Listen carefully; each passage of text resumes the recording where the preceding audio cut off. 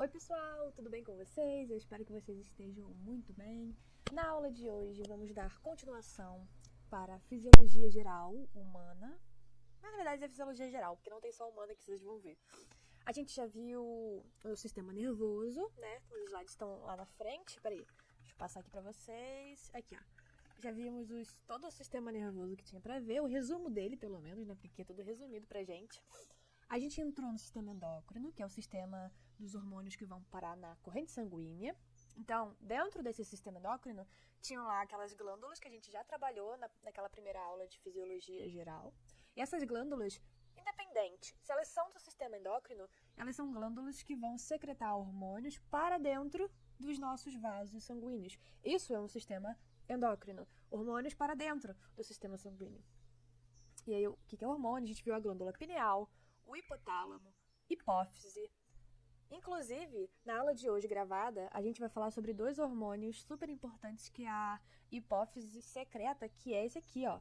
São esses aqui, o FSH, hormônio folículo estimulante, e o LH, hormônio luteinizante. Esses dois vão para as gônadas, tanto gônadas femininas quanto gônadas masculinas, ok? A gente viu a tireoide, a paratireoide, duas glândulas aqui. Vimos o pâncreas, que é um órgão que também funciona como glândula mista. O pâncreas está ali relacionado com diabetes, né? A gente viu as glândulas adrenais, que ficam acima dos rins. E agora, finalmente, vamos ver as gônadas, que são glândulas também, nossas gônadas.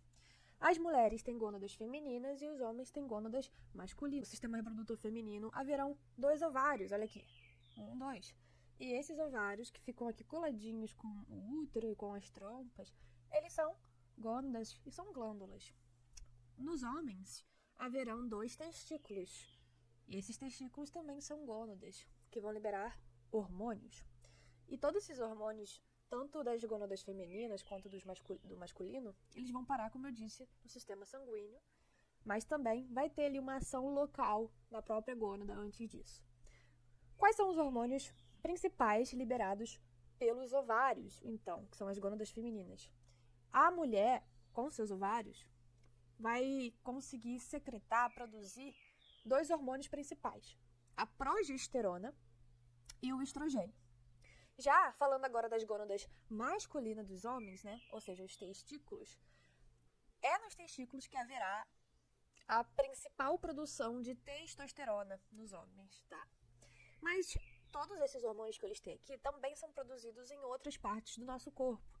Tanto é que o homem tem progesterona e estrogênio também. Mas não tem ovário. Ainda assim tem. E a mulher também. A mulher tem testosterona. Mas não tem testículo. E ainda assim produz. Só que são em outros locais do nosso corpo. E aí, eu vou falar agora rapidamente sobre a testosterona, porque é mais rápido.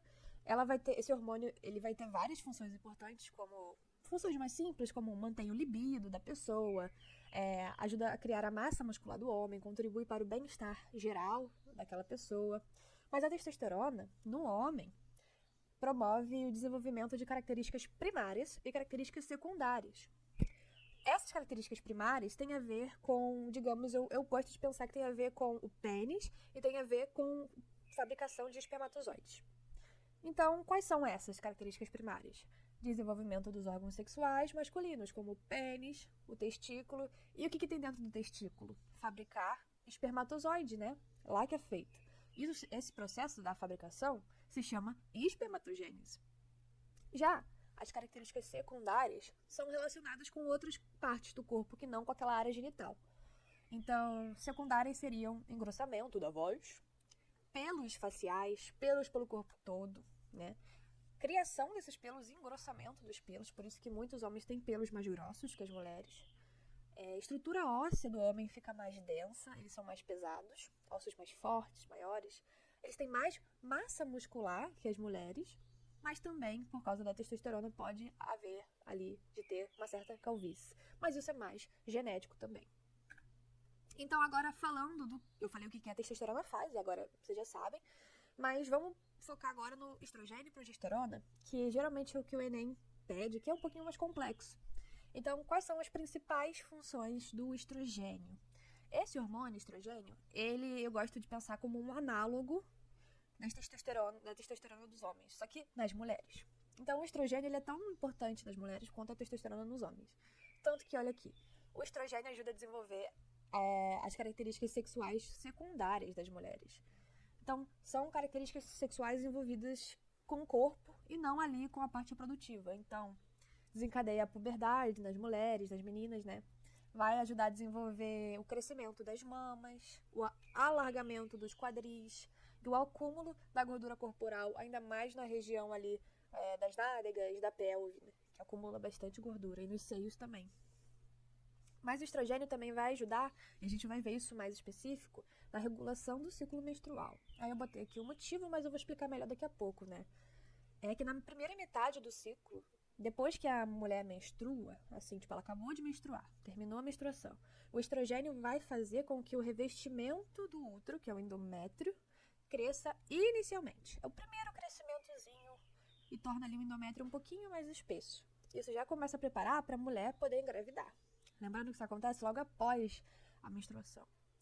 O estrogênio ele vai ser fundamental para a ovulação do ovócito que a mulher tem. O ovócito é o gameta feminino, só para lembrar, né? Então, dentro dos ovários, tem vários folículos ovarianos, vocês vão ver. E esses folículos, eles são estimulados, crescem, alguns crescem, outros não. Vão produzir o estrogênio, que também vai ajudar a estimular esse folículo a quê? A liberar em um dado momento, o folículo vai liberar um ovócito, que é o gameta feminino, perdão. Tá? Mas também tem outras características, como torna o muco cervical mais fluido, né? O líquido ali que a mulher expele na vagina fica mais fluido e facilita a passagem dos espermatozoides, né? Esse líquido. Outra coisa muito importante do estrogênio, isso aqui já caiu no Enem, você pode anotar, que é ajudar na saúde óssea das mulheres. Por quê? O estrogênio, ele é um hormônio que tem a capacidade de interagir com as células que fabricam os ossos do nosso corpo, né? Que constrói ossos no nosso corpo. Como que ele interage com essas células? O estrogênio é um hormônio capaz de impedir a deterioração dos nossos ossos. Porque se vocês não lembram, lá nos ossos tem dois tipos de células muito importantes. Os osteoblastos, que fabricam a matriz óssea, que fabrica o osso, constrói o osso. E os osteoclastos, que destrói essa matriz óssea para remodelar em outro local que precisa. O estrogênio retarda os osteoclastos. Então, eles não deterioram tanto a matriz óssea. Então, a mulher fica com o osso forte. E olha que triste. Quando a mulher chega na fase da menopausa, tanto o estrogênio quanto a progesterona para de ser fabricado à beça. Só tem níveis mínimos. Então, para de ser muito fabricado. E o que acontece? Não tem mais o estrogênio para retardar os osteoclastos. Então, os osteoclastos ficam ali aos montes e começam a degradar bastante a matriz óssea. E a mulher fica ali com os ossos frágeis. Isso provoca a osteoporose nas mulheres. Então, se te perguntarem por que as mulheres com menopausa ou com déficit desses hormônios, estrogênio e progesterona, podem ter osteoporose, você vai falar que é por causa disso. Porque não tem hormônios para retardar os osteoclastos. Né? E os osteoclastos, por sua vez, deterioram a matriz óssea. Então, olha aqui essa imagem que eu botei, que aos 20 anos você tem esse nível de estrogênio, aos 30 aumenta, 35 é o seu pico, desculpa o cachorro, gente, 35 é o seu pico de estrogênio. E depois dos 35, só vai abaixando o seu nível de estrogênio até que você chega aqui na menopausa, que é mais ou menos nessa idade. E aí, desaba mesmo o seu estrogênio no corpo, né? Mas eu citei algumas funções gerais do estrogênio.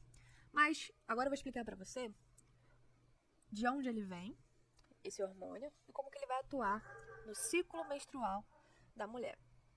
Então, olha que legal. Lá na sua hipófise, aqui, uma glândula da sua cabeça, do seu encéfalo, vai ser estimulado um hormônio chamado FSH, olha ele aqui. Esse hormônio se chama hormônio folículo estimulante. Ele estimula folículos. E aonde que no seu corpo feminino, essa mulher, existem folículos? Dentro de cada um dos seus ovários. Tem vários folículos lá, chamados folículos ovarianos, certo? E esse FSH, ele chega em picos mensais. Uma vez por mês, você mulher tem pico de FSH no seu corpo. E sempre que você tem um pico desse FSH, aquela uma vez por mês, alguns folículos ovarianos seus são estimulados. A quê? A crescer, a se desenvolver. Então, olha só, antes o seu folículo era primário, pequenininho assim, depois ele vai crescendo e vai criando essas estruturas. Tudo isso aqui é célula, gente. Células crescendo, células diferentes crescendo, até que ele vira um folículo maduro, tá bom? E nesse crescimento do folículo, crescimento que foi estimulado pelo hormônio, folículo estimulante, né? É o hormônio que estimula o folículo a crescer. Esse folículo tem células aqui dentro dele, como a gente pode ver, ele é feito disso. Essas células produzem o tal do estrogênio, olha que legal. Então, o estrogênio é produzido dentro dos folículos. Mas quem estimula o crescimento desses folículos é o FSH, antes de tudo. Show? E o que acontece? Agora que esses folículos, agora que estão maduros, esse aqui é um folículo maduro, só um fica maduro, né? Ele tá cheio de estrogênio ali dentro. Esse estrogênio, ele fica ali no ovário, mas ele também sai para a corrente sanguínea. E por causa desse boom de estrogênio, a sua hipófise libera um outro hormônio. Libera um hormônio chamado de LH, hormônio luteinizante. Então, a quantidade, concentração grande de estrogênio dentro desses folículos estimula um pico de LH também uma vez por mês. E aí esse pico de LH vai agir sobre esse folículo, estimulando a saída dessa coisinha amarela que está dentro do folículo, que se chama oócito ou ovócito. E é essa coisinha amarela que é o seu gameta feminino, dona Joana, dona Gabriela, sei lá, não sei quem tá vendo esse vídeo. Tá. Então, o LH, ele estimula a saída do ovócito, do oócito, para encaminhar ele para sua trompa, para sua tuboterina. Depois, se esse ócito, seu ovócito for fecundado com o espermatozoide, ele vira um embrião e vai parar no seu útero para crescer e desenvolver como um bebê, certo? Certo. Beleza, mas não acabou aqui.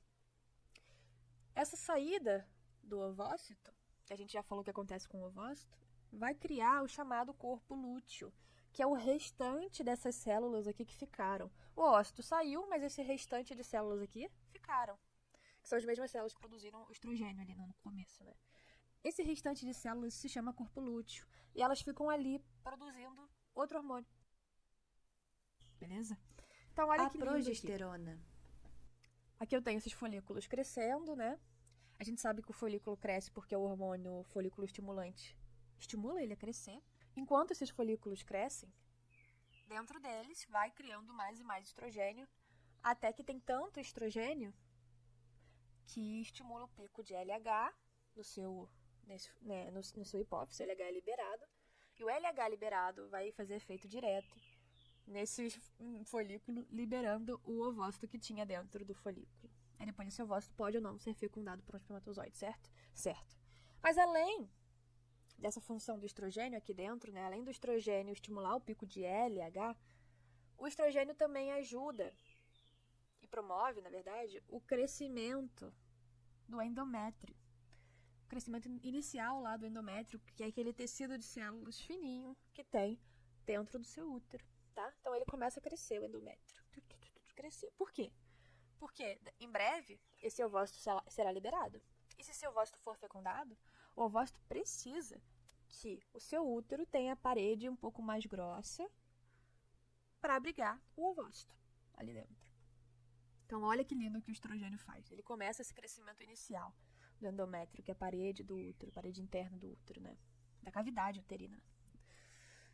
E aí, como eu disse para vocês, o LH ele vai estimular a criação desse corpo amarelo, que é o corpo lúteo, que é o restante de células do folículo que eu disse. E esse corpo lúteo, enquanto estiver existindo ali, né, ele vai produzir a progesterona. E a progesterona estimula ainda mais o crescimento do seu endométrio, que é o tecido que fica dentro da cavidade do seu útero. Não só estimula o crescimento, como estimula também a vascularização a rodo do seu endométrio. Ele fica, então, com uma camada de células grossa, espessa e vascularizadas, recebe nutrição. Porque em breve esse ovócito pode ser fecundado e virar um zigoto que vai cair aqui, dentro dessas cavidades aqui do endométrio. E, por ter vascularização nesse endométrio, o zigoto vai conseguir roubar ali os nutrientes desses vasos sanguíneos e se manter vivo. Depois vai desenvolver a placenta e vai ser nutrido e tudo mais, né? Mas olha que legal a progesterona. Mas vamos supor que esse ovócito não é fecundado. Se ele não for fecundado, não terá um zigoto para se encaixar aqui dentro da parede do endométrio. Não tem. Então, tudo vai ter que resetar para que no próximo mês a mulher, no próximo ciclo menstrual dela, ela tenha a oportunidade de tentar engravidar de novo, já que dessa vez não foi. Como que isso reseta? Esse corpo lúteo que foi criado, lembra que ele é o resto dessas células aqui, né? Do folículo. Essas células viram o corpo lúteo, né? Como eu disse, e ele vai se degenerando. Elas não conseguem se manter vivas. Não conseguem. Então, ele vai degenerando até que some, tá vendo? E vira uma cicatriz ali no ovário. E se esse corpo lúteo sumir, a concentração de progesterona também, porque era ele que produzia progesterona. Então vai diminuindo cada vez mais. E se não tem progesterona, se ela diminui, como vocês podem ver, a camada do endométrio volta a diminuir também. Não vai ter progesterona, também não vai ter mais estrogênio, né? Porque esse folículo aqui deixou de existir também, ele virou corpo lúteo. Então, se não tem estrogênio nem progesterona, toda aquela camada de células do endométrio vai se desfazendo. Se desfaz e some? Não, gente, não some magicamente. Aquelas células se descamam, ficam aglomeradas ali no seu colo do útero, até que vai ser liberado aquele hormônio ocitocina, que promove a contração muscular, que são as cólicas que a mulher sente ali no músculo do útero, né? E aí, com essas cólicas, essa contração, todo aquele restante, aquela sobra de célula do endométrio é liberado do que a gente chama de menstruação. E por que às vezes sangra tanto na menstruação? Porque ali tinha vasos sanguíneos que foram rompidos. Então sangra.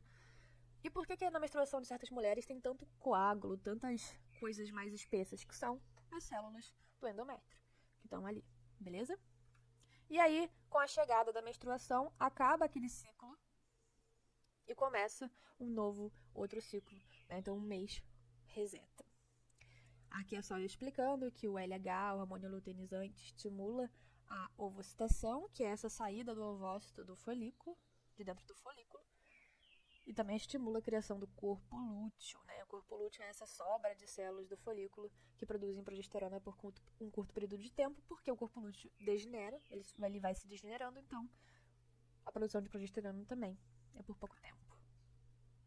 E como eu disse, progesterona, o nome da progesterona, eu não disse isso na verdade, mas o nome progesterona, ele vem de progestação. É um hormônio que antecede geralmente a gestação. Então, quando a mulher começa a liberar progesterona, é que ela já está praticamente pronta para gestar um filho, se o ovócito for fecundado, né? Eu já falei aqui para que serve. Isso aqui é o gráfico que a gente pode analisar tudo isso graficamente, né? Então, o estrógeno e a progesterona que a gente mais focou, eles são azul e o laranja, né? Então, olha só.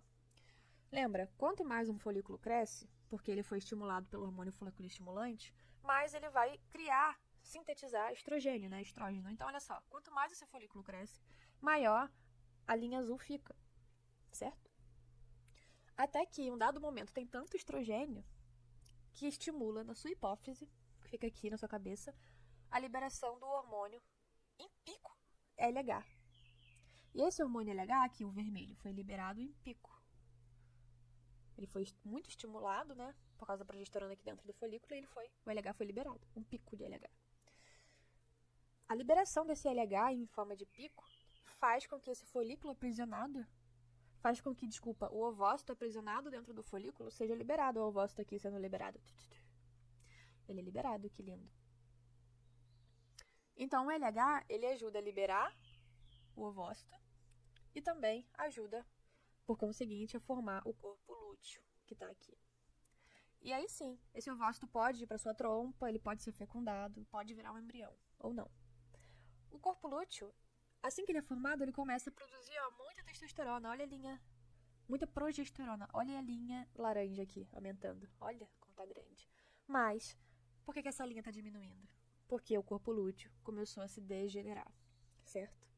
E se o corpo lúteo degenera, a quantidade de progesterona também acaba. Como vocês podem ver, a quantidade de estrógeno também está acabando, porque não tem nem mais folículo para criar estrógeno, e nem corpo lúteo, ele também cria um pouco. E o que acontece? O endométrio se descama, o endométrio se destrói, e você vai menstruar, se você for mulher, certo? Então, a menopausa é um evento que ocorre ali por volta dos 50 anos de idade. Eu já estou falando de mulheres bem maduras. Por que a menopausa ocorre? Porque as mulheres nascem com um número limitado desses folículos ovarianos, né? Os folículos que podem ser estimulados pelo FSH ou não.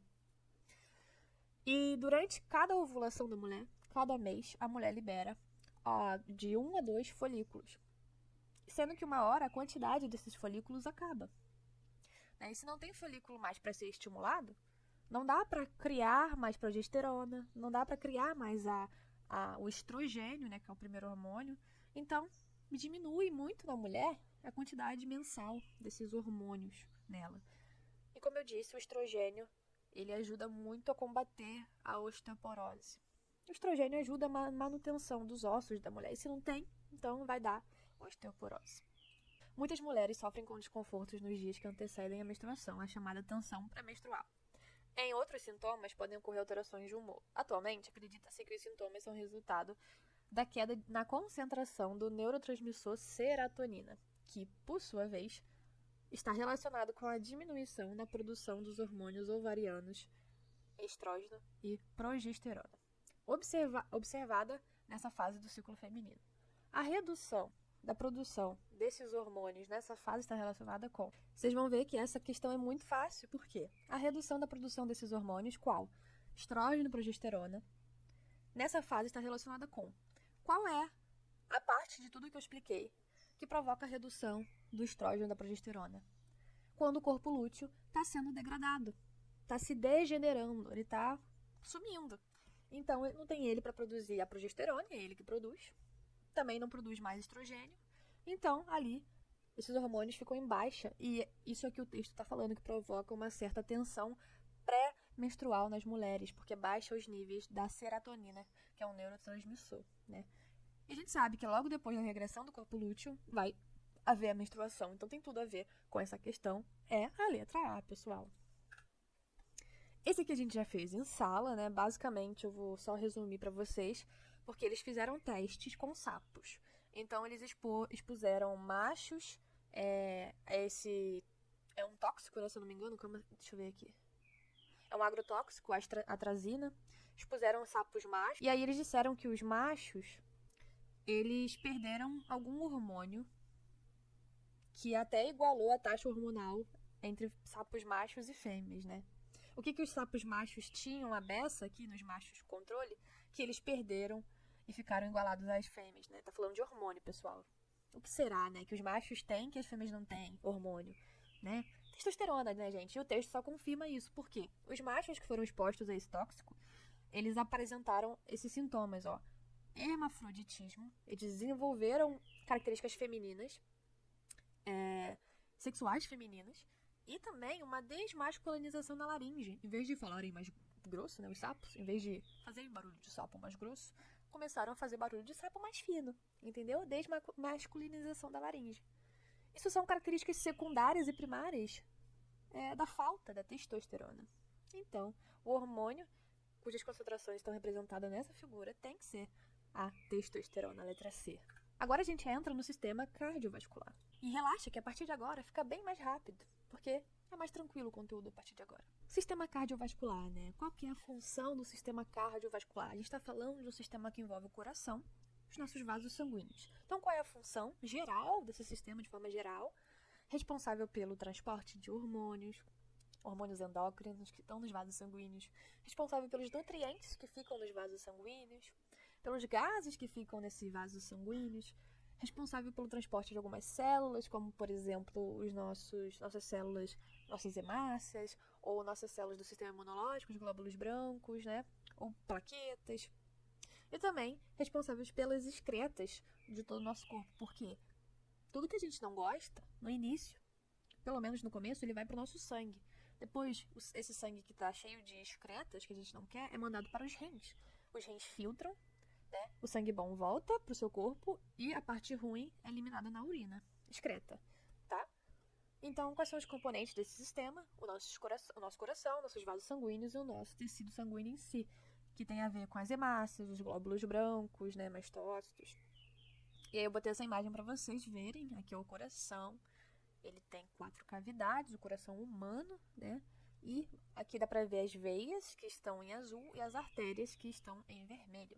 Geralmente, no nosso corpo, as veias são aqueles vasos que carregam pouco oxigênio. Então, é um sangue pobre em oxigênio. Já as artérias, geralmente, são aqueles vasos que carregam sangue rico em oxigênio. Muito oxigênio. A gente vai entender.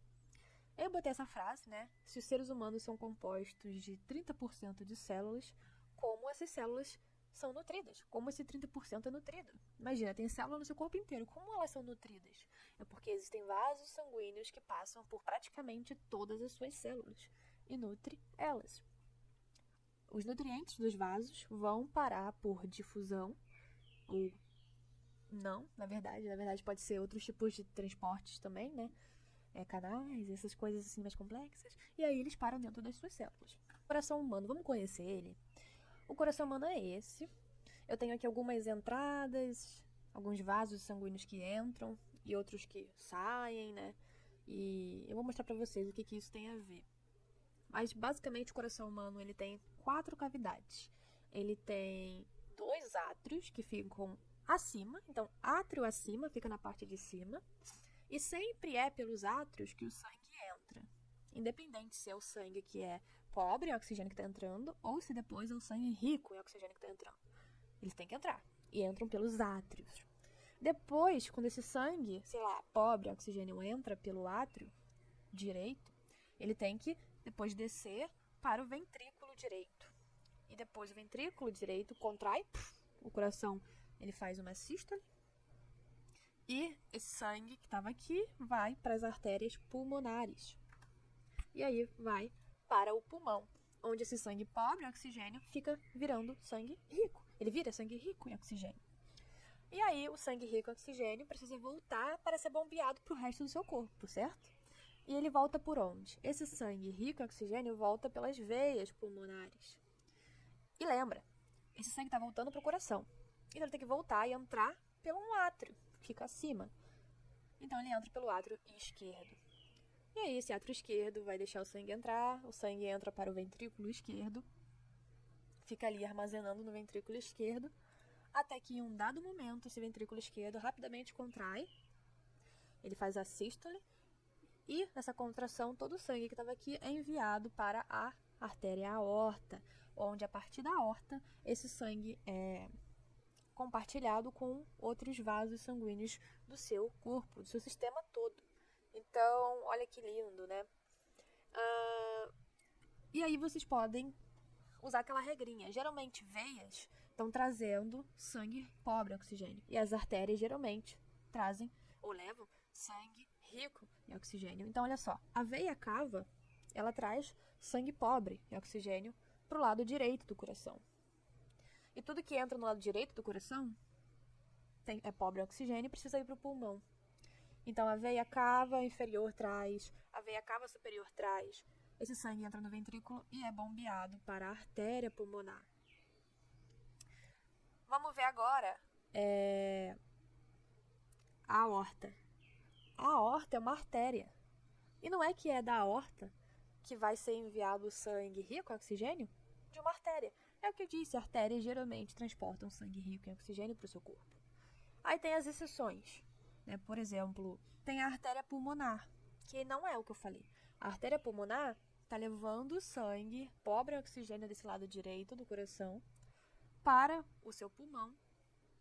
E aí sim esse sangue vai ficar oxigenado. Então é diferente, né, a artéria pulmonar. E também uma outra diferença são essas veias pulmonares aqui. Geralmente as veias carregam sangue pobre em oxigênio, né? No caso dessas veias pulmonares, não. Essas veias pulmonares estão trazendo o sangue rico em oxigênio que veio quentinho do pulmão. Né? Então, leva para o lado esquerdo do coração.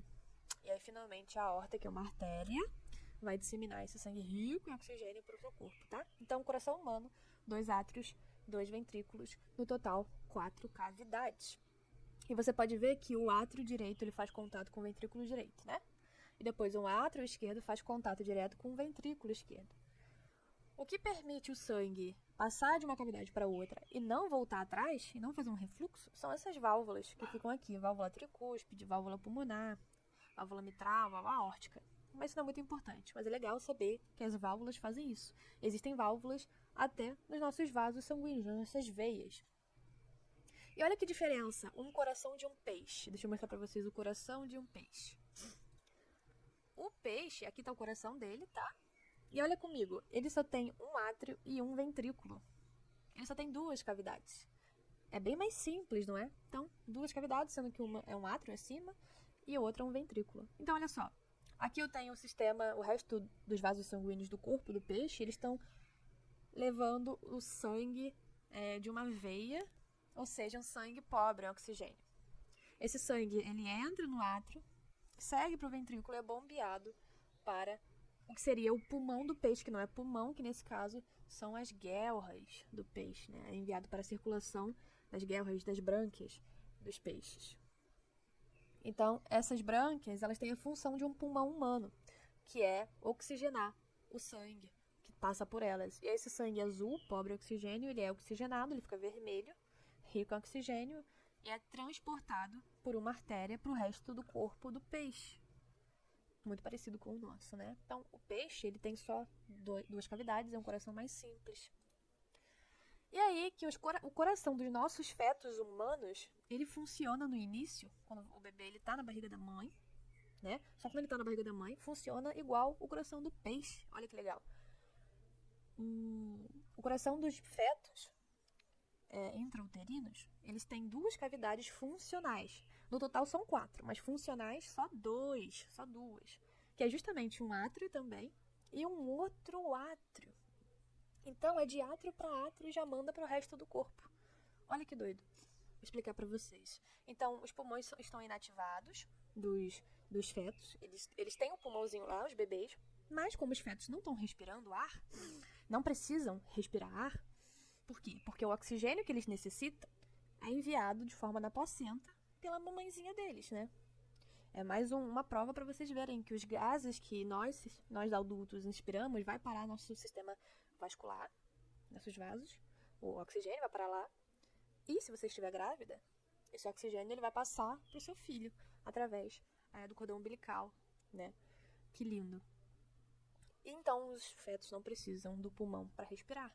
E já que eles não precisam do pulmão para respirar, para ganhar o oxigênio, porque o oxigênio vem nos vasos sanguíneos, eles também não precisam que o ventrículo direito mande esse sangue para seus pulmõezinhos pequenininhos, que não são funcionais. E aí, esse pulmão ele não vai receber tanto sangue. Já que o ventrículo direito não precisa funcionar, praticamente, o esquerdo também não funciona. E, na verdade, vai haver uma comunicação de átrio direito para átrio esquerdo. Olha que legal. Através de um forame aqui, que é um furo que vai ter no meio. Eu não tenho esse forame. Enfim. O forame oval, eu acho o nome desse forame. E ele fica aqui, ele é uma abertura. Quando o bebê nasce, ele está em contato com o ar atmosférico, a pressão do ar vai fazer com que esse forame feche e que comece a mandar o sangue para os pulmões funcionem. Aí o bebê ele dá o primeiro choro e tudo mais, né? Isso é muito importante para fechar esse forame oval aqui. E aí eu trouxe esse vídeo mostrando os movimentos cardíacos, né? Primeiro, o sangue ele vai para o átrio direito. Então imagina o seu coração. Olha para você agora. Olha para você. Imagina o seu coração. No seu lado direito, sua mão direita, seu lado direito, tem o átrio direito e o ventrículo direito. Do seu lado esquerdo do corpo, tem o átrio esquerdo e o ventrículo esquerdo. Eu quero que você imagine isso acontecendo com o seu coração agora. O sangue vem do átrio direito, passa para o ventrículo direito. Depois, esse sangue ele é mandado para a artéria pulmonar, é oxigenado. Tem que voltar para o coração. Volta por onde? Volta pelas veias pulmonares. Por onde? Pelo átrio esquerdo. Sempre por um átrio que chega. Esse átrio esquerdo manda o sangue para o ventrículo esquerdo. E aí, por fim, o ventrículo esquerdo manda o sangue para a aorta e a aorta manda o sangue para todo o resto do seu sistema, do seu corpo. Então a aorta é bem forte, por isso ela tem que receber uma pressão muito grande. Então, aonde que é aquele movimento do tum-tum do coração que a gente vê, né? A gente diz que isso é a sístole e a diástole. Então, sístole é a contração e a diástole é o relaxamento do coração. Sístole e diástole, tá? Quando que tem uma sístole? Quando o sangue do átrio direito entra no ventrículo direito. E aí, aqui vai haver uma sístole para enviar esse sangue para a válvula pulmonar, entrar na válvula pulmonar, na artéria pulmonar. E depois o sangue das veias pulmonares enche o átrio esquerdo enche o ventrículo esquerdo, e aí tem uma contração, uma sístole, e manda esse sangue que estava aqui para a aorta. E sempre depois de uma sístole tem uma diástole, então é mais tranquilo de lembrar. Vamos ver esse vídeo para vocês verem? Então, ó, sístole, diástole. Então, sístole, mandou o sangue, né? Os dois ventrículos funcionam ao mesmo tempo, a gente pode não pensar, mas é assim. Então, sístole é sempre quando os ventrículos mandam sangue ou para a artéria pulmonar ou para a artéria aorta, tá? Então, ó, tá em sístole aqui. Os ventrículos. E agora, diástole. Relaxou. Até abriu a válvula, né? Diástole. Diástole, o sangue entra. Sístole, o sangue sai. Diástole, o sangue entra. Sístole, o sangue sai. Esse vídeo é bem legal. Gente, olha que legal. E aí eu trouxe um outro vídeo pra vocês compreenderem um pouco melhor essa situação. Aí já é essa professora explicando pra vocês, né? Esse vídeo é bem maneirinho. O que fizeram aqui, as pessoas estão representando o sangue desoxigenado, entrando ali pela veia cava superior, pro lado direito do coração, passam do átrio pro ventrículo direito, eles vão em direção aos pulmões pelo tronco pulmonar, lá estiram a camiseta, eles se tornam um sangue oxigenado e voltam aqui pro coração pelas veias pulmonares, pro lado esquerdo agora, passam pelo átrio esquerdo, passam pelo ventrículo esquerdo contrai, eles saem com pressão pela aorta. Então, esse vídeo é legal vocês verem várias vezes, tá lá no arquivo que eu mandei pra vocês, se vocês quiserem ver, tá bom? E aí, só pra gente terminar essa brincadeira aqui, eu trouxe aqui a diferença de uma artéria e uma veia. Uma artéria é sempre um vaso sanguíneo que vai receber uma pressão muito grande de sangue. Então, ela recebe um sangue que tá vindo de uma sístole, de um apertamento, sangue que você acabou de bombear. Então, ele vem com uma pressão forte, né? Então, essas artérias precisam ter paredes grossas. São vasos sanguíneos com paredes grossas. Então, olha aqui, artéria veia, né? Então, olha aqui essa artéria. Olha o tamanho do revestimento dessa artéria. Olha a espessura, né? E olha qual é o tamanho da cavidade da artéria. Pequenininho, né? Então, ela é elástica, mas ela é muito resistente, a artéria. Já a veia é o que sempre tá levando o sangue para algum lugar. Tá levando o sangue para algum lugar. Mas leva o sangue de uma forma mais calma. Não tá levando um sangue que acabou de ser bombeado, tá? É um sangue que tá fluindo da veia para algum lugar. Então essa veia não precisa ter uma parede tão grande, tão espessa. Não precisa ser tão resistente, tá? Então, artéria, veia, e existem vasos sanguíneos ainda menores, que são os menores que a gente tem. Que é esse pequenininho aqui, ó, que eu botei pra vocês. Que se der um zoom nele, dá pra ver. Isso é um capilar sanguíneo. E ele não é feito por várias células, que nem a artéria e veia. Ele é feito por uma camada de células só. A gente até consegue observar elas aqui, ó. Uma célula, 2, 3, 4, 5, 6. Cada pontinho preto desse representa o núcleo de uma célula do capilar sanguíneo. Ele é muito pequenininho. Ele precisa ser pequenininho porque é preciso ter essa distância mínima de apenas uma célula da parede do capilar sanguíneo, separando o interior do capilar sanguíneo do exterior, que o exterior é o quê? As células do seu corpo, que precisam ser nutridas. Então, esses nutrientes que vêm do capilar sanguíneo, os gases, os nutrientes em si também, glicose e tudo mais, eles passam facilmente do interior do capilar sanguíneo para as células que estão ao redor desse capilar, no meio externo.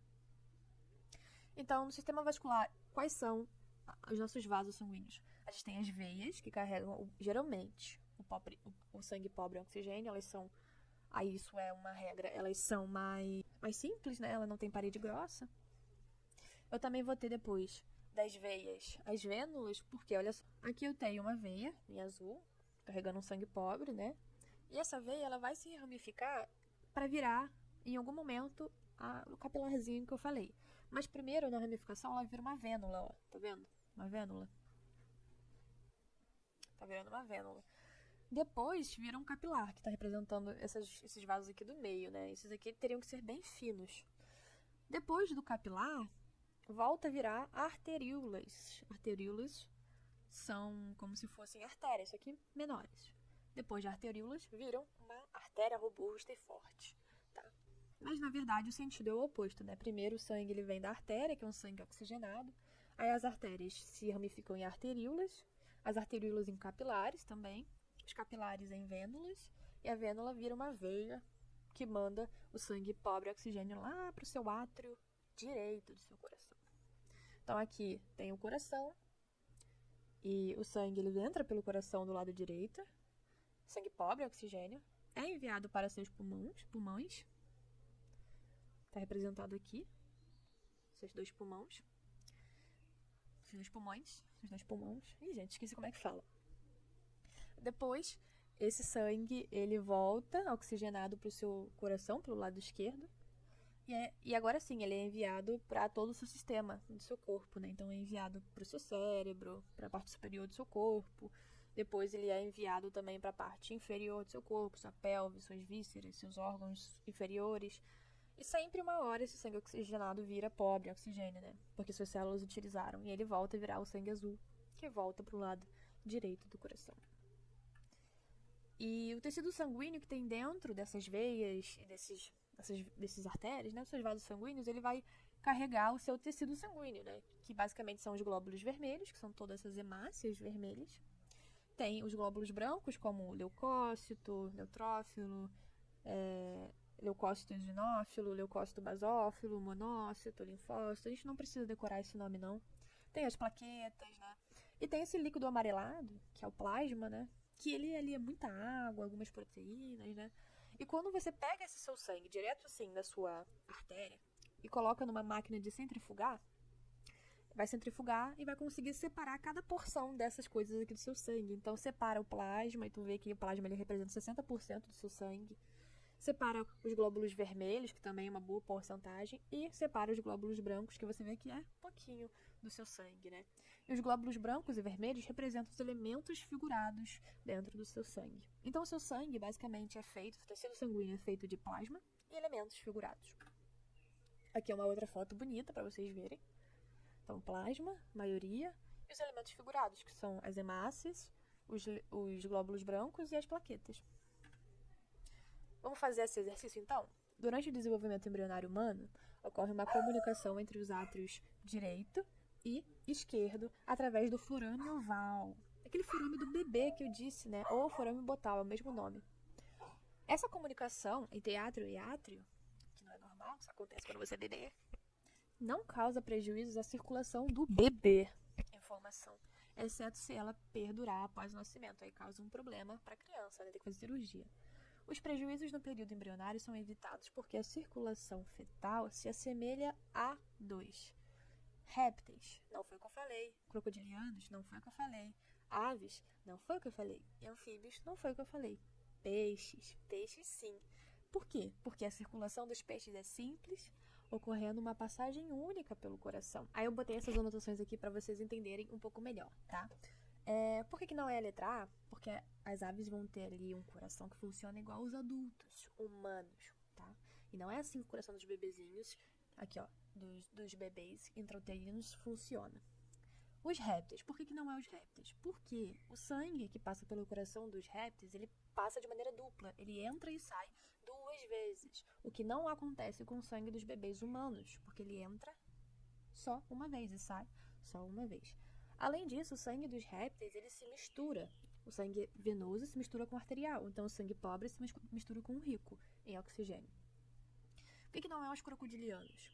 Porque o sangue dos crocodilianos está falando que tem uma separação dos ventrículos que impede a mistura sanguínea. O que é falso, porque na verdade o sangue dos crocodilianos ele pode sim se misturar quando eles estão ali em apneia, inclusive, né, que eles estão ali dentro da água, eles não estão respirando, o sangue se mistura. Mas outra coisa, tem 4 cavidades no coração dos crocodilianos e o sangue entra e sai duplamente também. Uma vez, depois outra vez. Entra uma vez, depois outra vez.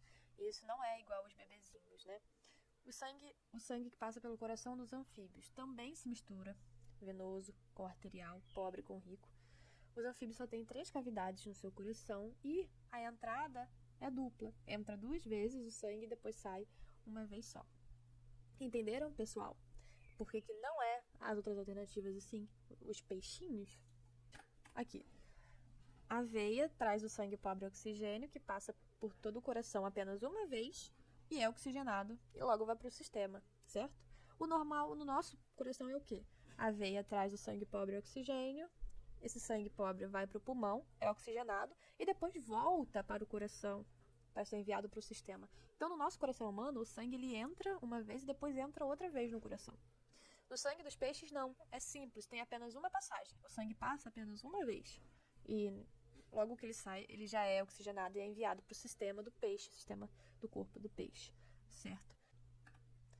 Agora a gente vai entrar no sistema respiratório, que é bem mais tranquilo, ele é bem simples, na verdade.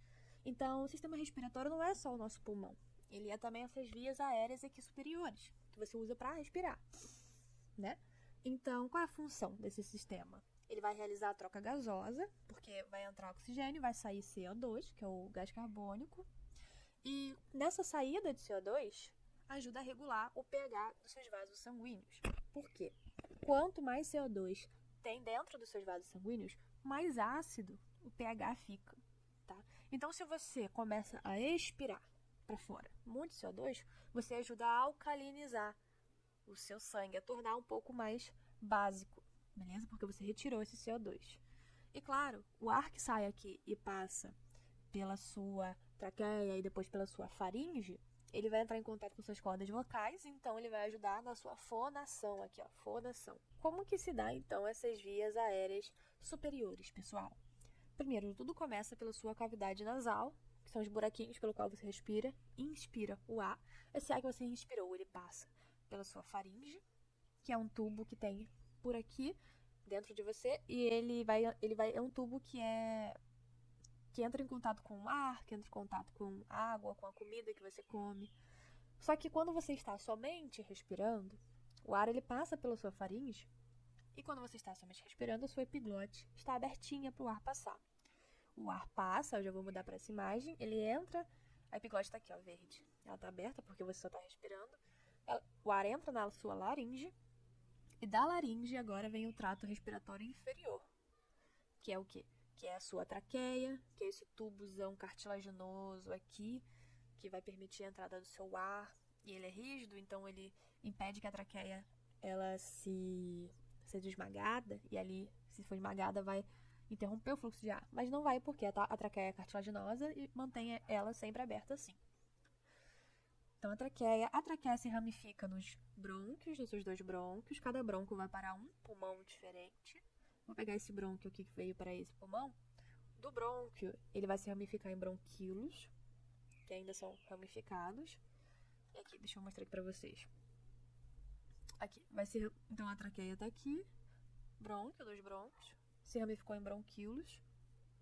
E aí, dentro, na ponta desses bronquíolos, eu vou ter vários alvéolos, que são essas bolinhas, várias bolinhas alvéolos. E é dentro dos alvéolos, ali nos alvéolos, na verdade, que ocorre essa troca gasosa, né? Como que ocorre essa troca gasosa? Vou explicar para vocês. Lembra, lá no seu coração tem uma artéria que leva o sangue pobre em oxigênio para o seu pulmão. Imagina que ele está aqui. Aí você acha o quê? Seu pulmão ele é um órgão que acumula sangue ali dentro? Não. Lá, em cada alvéolozinho, aqui eu dei um zoom, né? Então, resumindo, aqui são os bronquíolos. E aqui eu tenho 1, 2, 3, 4, 5, 6 alvéolos, né? Lá nesses alvéolos é onde tem a maior concentração de capilares sanguíneos. E aquele sangue pobre em oxigênio que veio da artéria pulmonar, ele vai direto para esses capilares sanguíneos aqui. E ele está representado nesse capilar mais cinza. Aqui tem hemácias carregando CO2 e carregando pouquíssimo oxigênio. Então, hemácias carregando muito CO2. E dentro desses alvéolos, por causa da sua inspiração, está cheio de ar atmosférico que tem oxigênio. Certo? E aí qual a combinação? Você tem nesses capilares sanguíneos, que são vasos muito finos, um monte de hemácia carregando muito CO2 e pouco CO2. E dentro dos alvéolos, aqui, essa imagem está representando aqui dentro dos alvéolos, cada bolinha rosa é um oxigênio, cada bolinha cinza é um CO2. Está cheio de oxigênio e pouco CO2. E o que acontece então? Vai acontecer uma difusão desses gases, olha só. aonde tem muito CO2, esvazia. E esse CO2 vai para aquela região do alvéolo que tinha pouco CO2. Aonde tem muito O2, também tem que esvaziar. Mas só esvazia como? Se esse CO2 começar a entrar nas hemácias que tinham pouco CO2, porque elas eram pobres em oxigênio. E essa difusão de gases acontece, essa troca gasosa acontece. Então, chega aqui as hemácias pobres em oxigênio, ricas em CO2. Despejam o CO2 nos alvéolos. Aí elas ficam sem CO2, mas ficam prontinhas para receber o quê? O O2, oxigênio, dentro dos alvéolos. E esse oxigênio vai para as hemácias. Agora, essas hemácias estão ricas em O2. Agora, elas representam os capilares sanguíneos vermelhos, que estão ricos em oxigênios. E esse capilar vermelho vai aumentar de tamanho e vai virar uma artéria pulmonar. Só tem um pequeno erro aqui nessa imagem que eu até achei estranho, eu até buguei, que está escrito que o sangue oxigenado vai para a artéria pulmonar, o que não é verdade. O sangue oxigenado ele vai para uma veia. Então, esse vaso aqui vermelho, ele vai ficar maior, vai virar uma veia pulmonar. Essa veia desemboca no átrio esquerdo. E aí, depois do átrio esquerdo vai para o ventrículo esquerdo vai bombear todo esse sangue oxigenado para o sistema do seu corpo. Tá bom? Esse processo aqui, que ocorre por difusão, essa troca de gases, é chamado também de hematose, que é o fato de o sangue pobre em oxigênio ganhar oxigênio. Hematose. Então, existem dois tipos de respiração. Tem a respiração pulmonar, que é o quê? É uma troca de gases entre o ar atmosférico e o sangue. Então, no ar atmosférico tem muito oxigênio. Esse oxigênio vai para o seu sangue. E no seu sangue tem muito CO2. Esse CO2 tem que ir por difusão para o ar atmosférico. E tem a respiração tecidual, que é o quê? A troca gasosa entre o seu sangue e as células dos tecidos do seu corpo. Então, as células precisam de nutrição, por exemplo, precisam de gases, oxigênio, para fazer a respiração celular aeróbia, né? Com a mitocôndria. Então, elas precisam receber O2. Quando elas recebem CO2, elas fazem a respiração aeróbia e devolvem para as hemácias CO2. Esse CO2, vocês sabem que depois ele vai ser carregado pelas hemácias lá para o pulmão para realizar uma outra respiração pulmonar. Tá? Então, aqui é uma imagem representando que o pulmão ele vai levar oxigênio para as hemácias. Essas hemácias carregadas de oxigênio elas vão para os órgãos, deixam oxigênio nas células desses órgãos. Aí, esses órgãos eles dão CO2 para as hemácias carregam esse CO2 para o pulmão. Há um câmbio, né, de CO2 para a atmosfera, O2 para a hemácia de novo, e o ciclo volta a se repetir.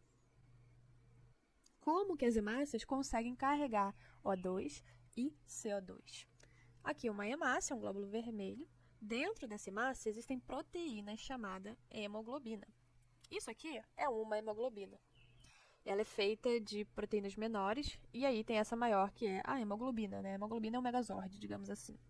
Dentro da hemoglobina, eu tenho 4 moléculas de ferro. Aqui, ó, ferro. Tenho 4 moléculas de ferro representadas em vermelho.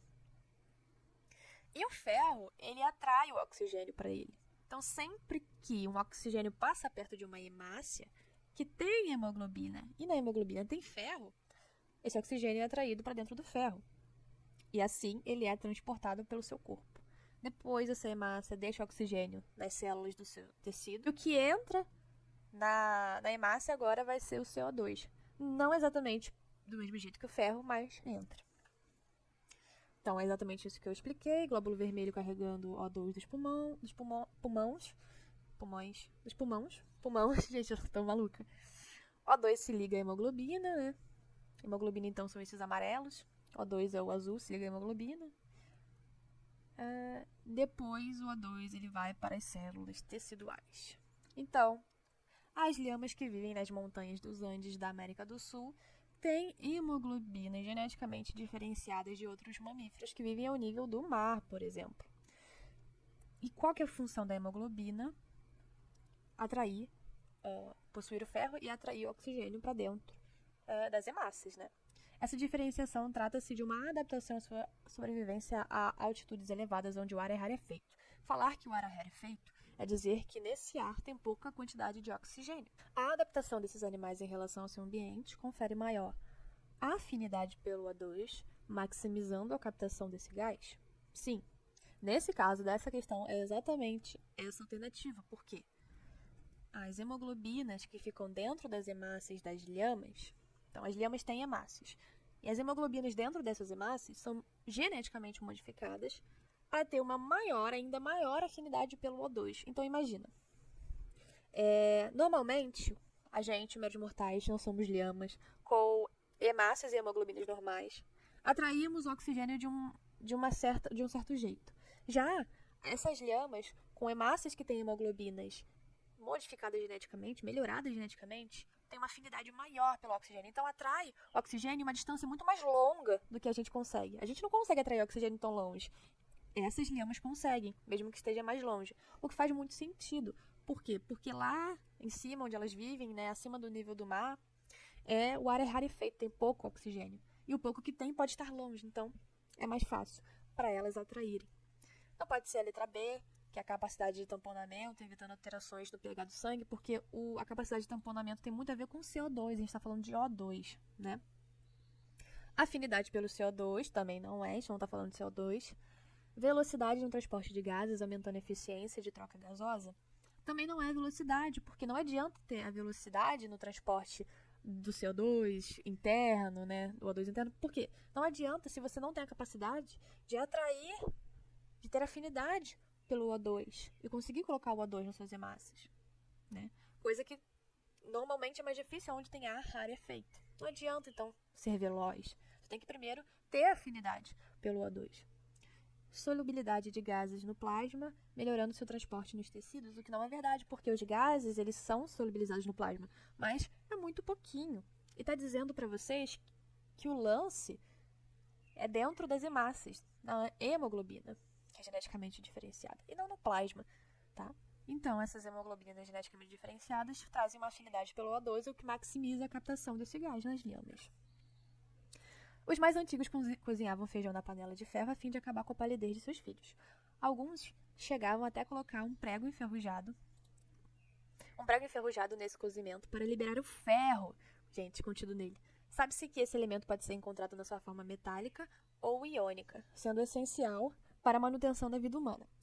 As estratégias citadas eram utilizadas com o objetivo de quê, gente? Colocar ferro na comida dos outros para quê? Para eles conseguirem assimilar esse ferro, né? E assim prevenir o quê? A anemia, né?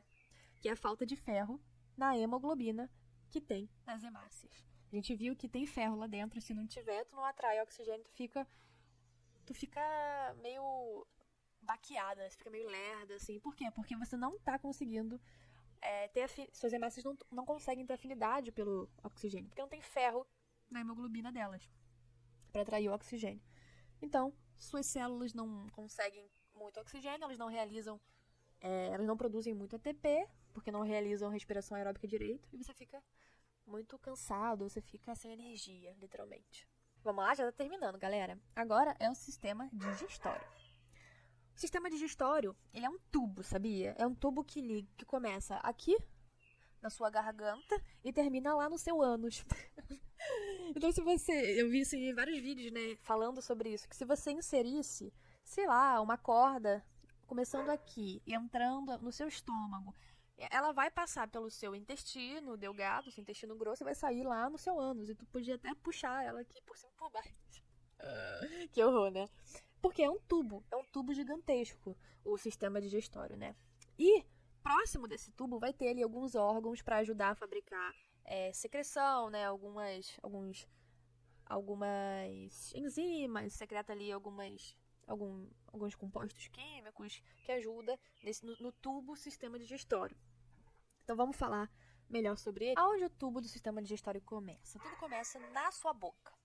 Aqui na sua boca você vai fazer a digestão inicial, que nem é a digestão. Primeiro você vai degradar aquele alimento que você está mastigando com uma degradação mecânica dele, mastigando. Ali algumas enzimas também são liberadas, como a amilase, então você consegue começar a degradar um pouco, pelo menos o amido, né? Porque a amilase degrada amido, então tudo que você tiver de amido mastigando vai ser ali degradado inicialmente na boca. vai formar um bolo de alimento que quando você engole, ele vai para sua faringe, que é esse tubo inicial, e depois vai direto para o seu esôfago, certo? Que é um outro tubo. Então tá aqui, ó, boca, faringe, depois esôfago. Aí vocês podem perguntar, por que da faringe não vai para traqueia, né? Ou não vai para da faringe, não vai para laringe, que é do sistema respiratório? Porque você tem uma epiglote que fecha toda vez que você engole líquidos ou sólidos. Então ela fecha e faz com que esse bolo alimentar vá para o esôfago e não para a sua laringe, que é do sistema respiratório. Então, no esôfago, ele é encaminhado, esse bolo é encaminhado para o seu estômago. Então, pensa, o esôfago é o tubo do sistema digestório que encaminha para o estômago. Esôfago, estômago, certo? Dentro do estômago, esse bolo alimentar, ele ainda está com moléculas grandes ali. Você mastigou, mas as moléculas estão muito grandes, não conseguem nem ser absorvidas ainda, de tão grandes que são.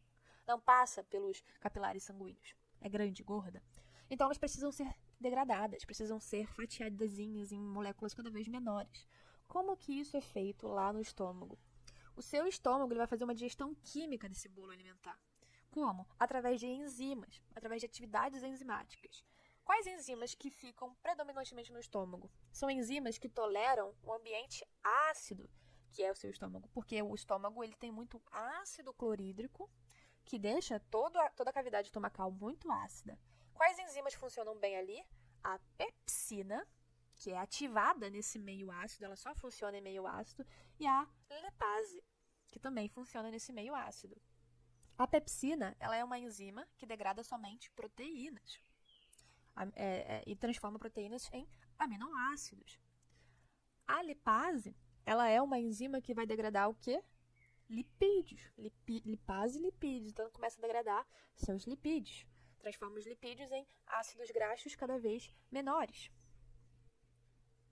E agora, com toda essa transformação química que ocorreu por meio dessas enzimas pepsina e lipase, vai formar um bolo alimentar diferente, um bolo alimentar bem mais quebradinho, bem mais com moléculas menores. E aí o nome dele é quimo.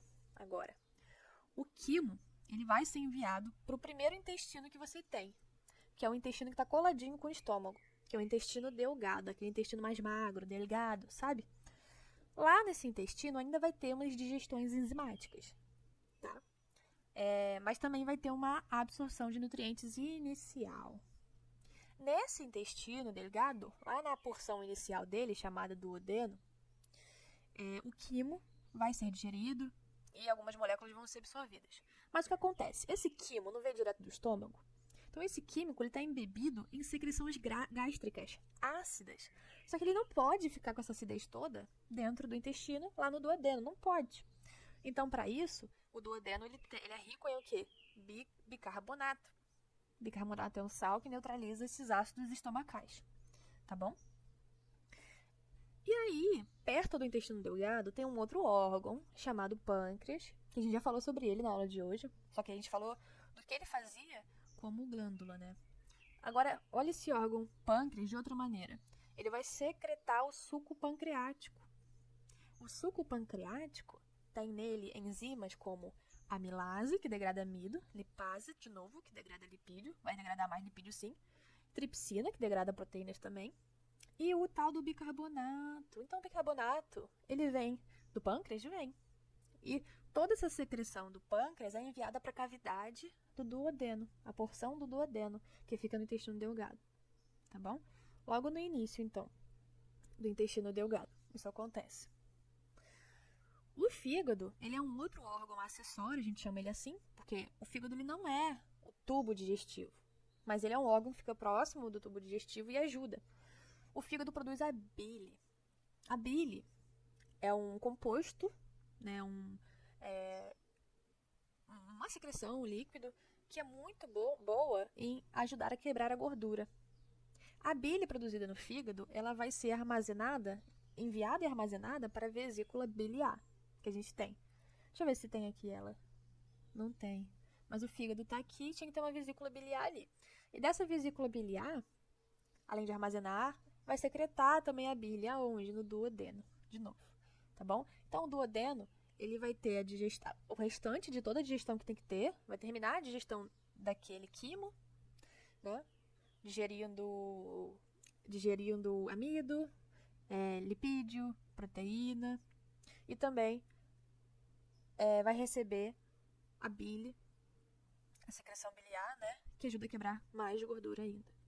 Finalmente, esse quimo, que agora já foi bastante degradado, já teve suas moléculas bastante absorvidas, ele ainda vai ser enviado para o seu intestino grosso, porque agora não resta muita mais coisa nesse quimo. Resta muita água, muitos elétrons, né, muitos íons em si. Na verdade, não é só elétrons, prótons e elétrons, né? Então, no intestino grosso vai ter só essa absorção final do quimo, do que é um pouco mais importante que tem no quimo, que é a água. Então, vai ressecar o quimo, porque o seu intestino grosso vai absorver a água para dentro do seu corpo. E também absorve alguns eletrólitos, né, prótons, elétrons. E o restante, que não é absorvido de jeito nenhum, em nenhum desses momentos, ele vai ser enviado para o seu reto e depois para o seu ânus e você evacua na forma de fezes. Show? E o que causa as famosas gastrites e úlceras estomacais? Existem bactérias que você pode adquirir na alimentação, se você se alimenta por comidas contaminadas com essa bactéria ou por água contaminada. O nome dela é Helicobacter pylori, ou mais conhecida como H. pylori. Essa bactéria ela vai se impregnar na parede estomacal e ela vai degradar uma mucosa protetora que fica ali na parede da sua cavidade estomacal. O seu estômago, ele secreta ácido clorídrico, que é um ácido, não é? Mas se ele só secretasse e também não se protegesse, o seu estômago ia ser queimado pelo ácido. Então, o seu estômago secreta o ácido e também uma mucosa que protege a parede do estômago. Só que a H. pylori degrada essa mucosa, ela se alimenta da mucosa. E agora? Agora você tem pequenas áreas da parede do seu estômago que estão ali sem proteção. E o que acontece quando entra em contato com o ácido clorídrico do seu estômago? Provoca inflamação, que é a gastrite, que dói, e os machucados, que são as úlceras. Isso também pode acontecer pelo abuso de álcool. O álcool em excesso vai degradar essa mucosa, sempre degradando a mucosa. Tá? E aí essas áreas vão entrar com mucosa degradada, entra em contato com o ácido clorídrico, provoca gastrite e também provoca úlceras. O abuso de álcool também estimula a produção do mais ácido, então só piora a situação. Isso é em abuso, né, gente? Um álcool em abuso. O uso prolongado de anti-inflamatórios, ele também faz isso, né? Então, ibuprofeno, o ácido acetil... Pô, não sei pronunciar isso aqui não, calma aí. O ácido acetil salicílico. Eu sei sim, pô. Ácido acetil salicílico, conheço isso. Pode irritar e danificar a mucosa protetora. E aí você já sabe, provoca a gastrite e a úlcera. E essa sensação de queimação no seu estômago. Bora falar do seu sistema urinário agora? Ele é maneirinho, ele é meio mágico. Qual é a função dele? Filtrar o seu sangue. Com essa filtração, você vai eliminar substâncias tóxicas ruins e tu vai internalizar, voltar para dentro do seu sistema, aquilo que é bom, que estava no sangue. Quais são substâncias ruins? Ureia é uma substância ruim. Ureia, ela é um produto que é criado, um produto químico que é criado dentro de você de uma forma normal. Assim, por causa do metabolismo das suas proteínas. Você come proteína o tempo todo e aí você tem que metabolizar elas lá no seu fígado. E vai produzir muito nitrogênio, e aí amônia e depois ureia. E ureia tem que ser excretado porque não é saudável. Creatinina também, ela tem que ser excretada em excesso. Bilirrubina, tem a ver com a bile. Drogas que você consome ou fármacos precisam ser excretados também. Então, esses aqui, ureia, creatinina, bilirrubina, são todos excretas que vêm do metabolismo normal do seu corpo. Já drogas e fármacos são substâncias que vão ter que ser secretadas quando estão em excesso, né? Ou não são comuns do seu corpo, mas é porque você tomou, né, drogas ou fármacos. Então, quais são as estruturas do sistema urinário? Tem aqui 2 vasos, eu tenho a veia cava, também tem uma artéria em vermelho. Essa veia, ela vai para os rins, a artéria também vai para os rins. Essa artéria traz com ela o sangue oxigenado, né, a artéria vermelha traz com ela o sangue oxigenado. Esse sangue vai para os rins, nutre as células dos rins, oxigena essas células, elas ficam bem, produzindo ATP tranquilamente. Ao mesmo tempo, esse sangue que foi para as células também vai ser filtrado. Então, as substâncias boas ficam no sistema do corpo e as ruins precisam sair, como essas que eu falei. Depois, essas excretas, elas vão parar nesses tubos aqui meio esverdeados, amarelados, chamados uréteres. 1 uréter, 2 uréter, então são uréteres. Esses aqui. E eles vão encaminhar para a bexiga, e na bexiga essas excretas vão ser eliminadas em forma de urina e vão ficar aqui armazenadas na bexiga. Uma hora essa bexiga vai ficar cheia, ela vai contrair e a pessoa vai urinar. Essa urina, ela vai passar pela uretra e depois sai do corpo. A mulher tem uma uretra pequenininha, o homem tem uma uretra bem maior. E o canal em que passa o espermatozoide do homem é o mesmo em que passa a urina do homem. A uretra da mulher é só para eliminar o xixi mesmo. Já a uretra do homem elimina xixi, espermatozoide, líquido seminal. Show de bola? Tem um rim que você pode ver que ele tá mais abaixo do que o outro. Esse aqui tá abaixo, esse aqui tá acima, né? É porque você tem um outro órgão aqui em cima que não aparece, que é o diafragma. E ele vai comprimir um rim para ir um pouquinho mais para baixo. Nada demais.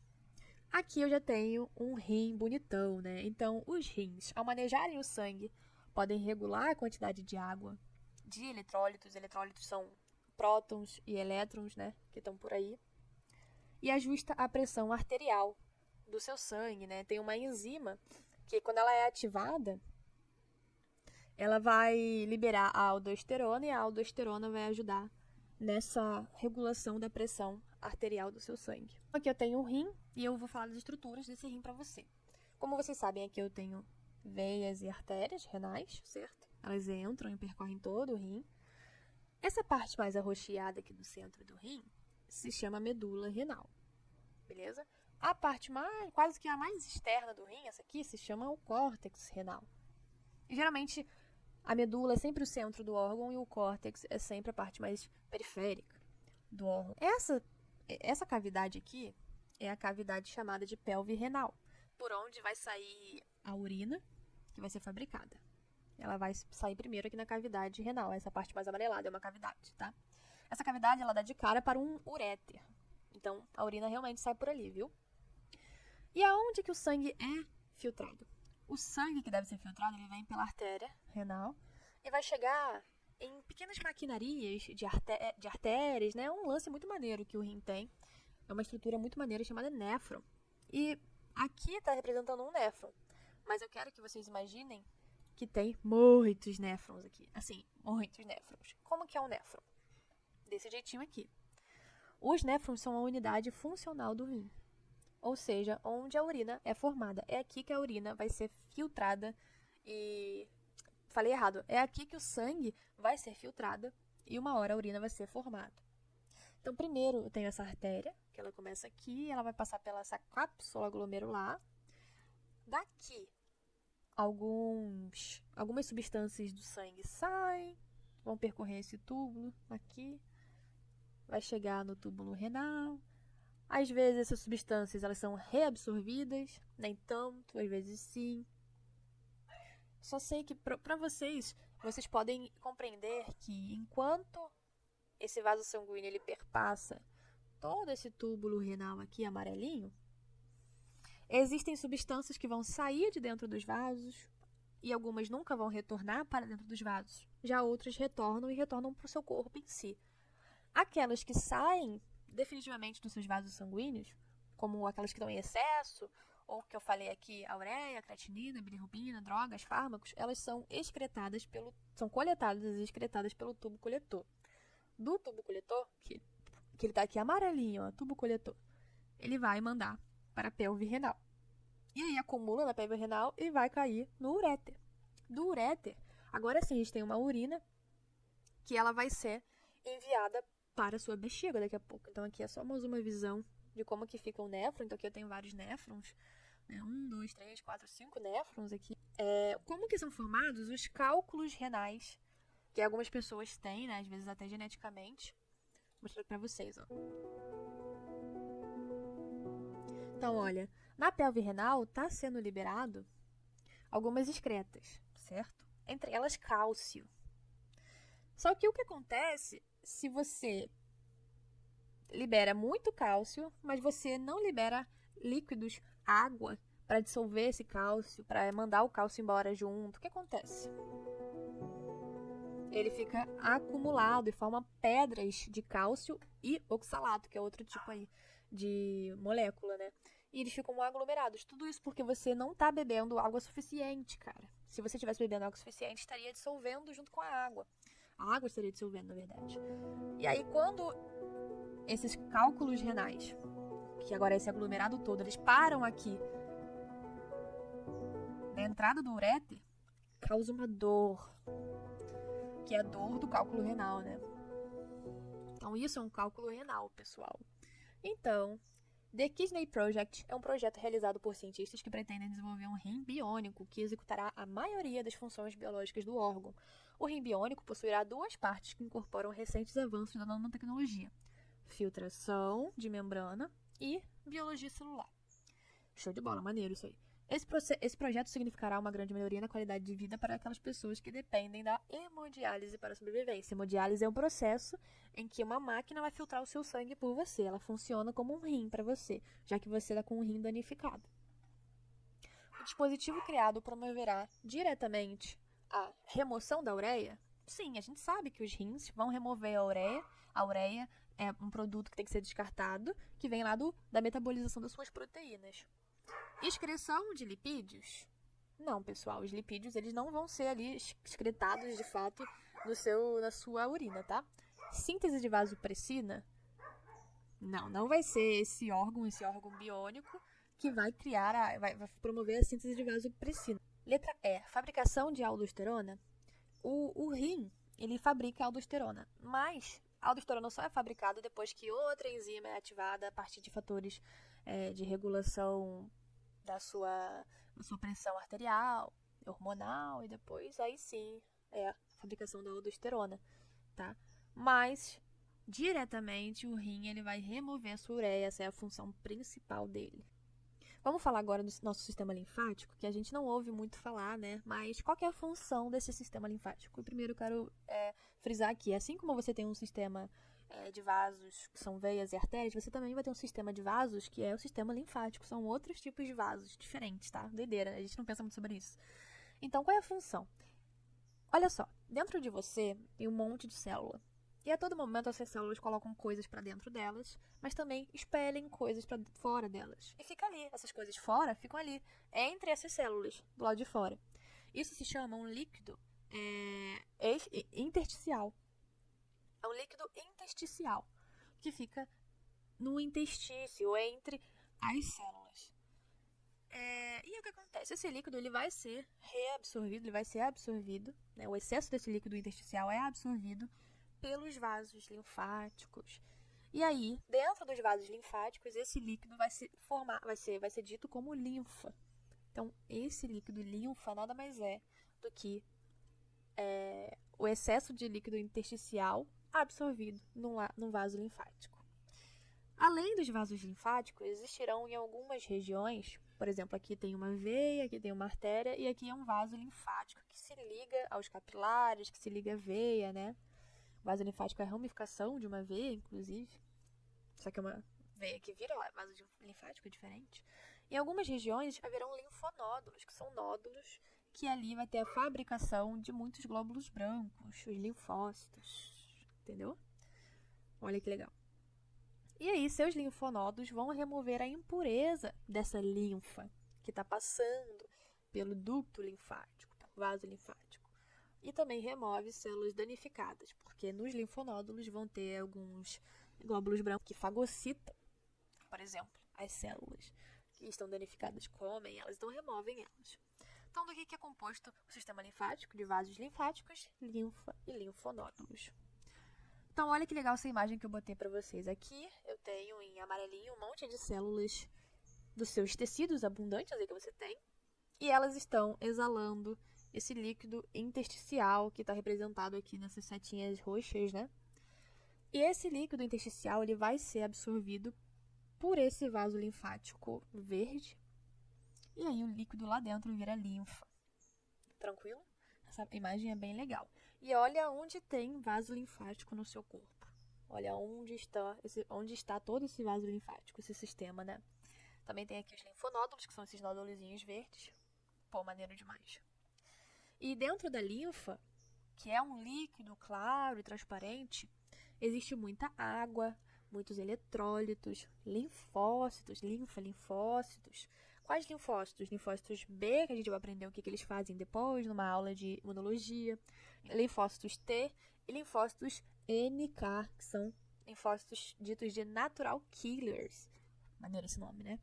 Então, olha que maneiro nosso sistema linfático. E os linfonódulos são essas pequenas vesículas que eu falei, que eles vão filtrar a linfa. Então, o sistema de filtração é bem parecido com o sistema de filtração dos nossos rins, por isso que eu botei esses slides perto um do outro. Então, olha esse linfonódulo que bonito, né? E ele funciona muito parecido com o rim. Eu não vou falar que as regiões dele não precisa, mas ele vai ter uma medula também, ele vai ter um córtex. Mas o que vocês precisam saber é que esse linfonódulo, ele recebe vários vasos linfáticos que chegam cheios de linfa. E essa linfa, ela precisa ser filtrada, então os patógenos que poderiam estar dentro da linfa são removidos, porque dentro dos linfonódulos tem muitos glóbulos brancos que combatem esses patógenos. Tem células fagocitárias que comem células que estão ruins. E aí agora essa linfa que foi filtrada, ela vai voltar através dos capilares sanguíneos, de veias, e vão em direção... vão para as veias, e as veias vão para direção ao coração, para ser bombeado para o corpo. Olha que lindo, né? Todo esse ciclo que a gente está aprendendo, não é? Do sistema cardiovascular e o sistema linfático, ele se engloba, né? Pô, é muito lindo isso aqui. E basicamente é isso. A gente não precisa saber muito sobre o linfonódulo, mas é importante saber que dentro dele tem glóbulos brancos, como os linfócitos B, T, NK, e que eles vão combater patógenos que poderiam estar dentro dessa linfa, né? E essa é a função do sistema linfático. Muito lindo. E a aula termina por aqui, pessoal. Eu espero que vocês tenham ficado até aqui, absorvido bastante conhecimento. Essa matéria é muito importante porque faz você conhecer sobre o seu corpinho inteiro, é muito bonito. E com o tempo, quando vocês vão pegando sempre, começa pela base dessa matéria, o básico da matéria. Vocês vão acumulando esse conhecimento, construindo conhecimento e vai ficando muito mais tranquilo para vocês entenderem. E numa questão do Enem, vai ficar fácil. Pode ver que eu não botei questão do Enem sobre vaso linfático, mas se cair, vocês já sabem o que vocês vão falar, né? Então, beijo pra vocês. E até a próxima.